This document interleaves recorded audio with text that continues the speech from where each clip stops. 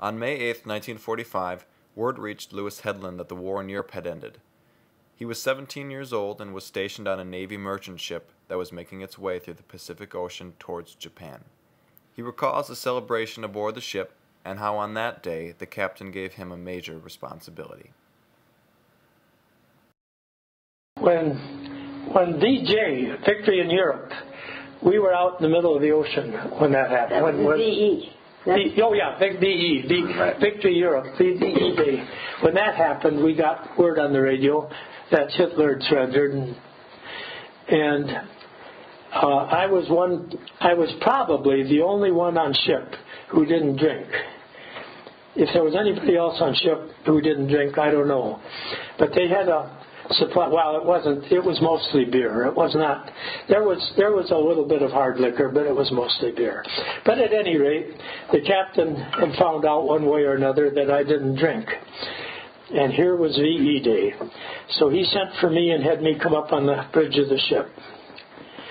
And he said, okay, he showed me the compass.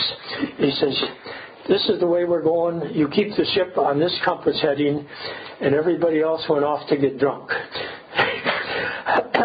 And here I was in control of the ship.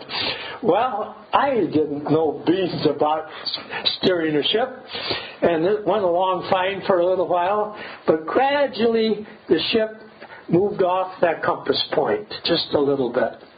And I thought, oh. So I turned the wheel a little bit and brought it back to that compass point and straightened up the wheel. But the ship had momentum. It didn't stop when I straightened up the wheel. It kept right on going a little bit further than it had been off in the other direction.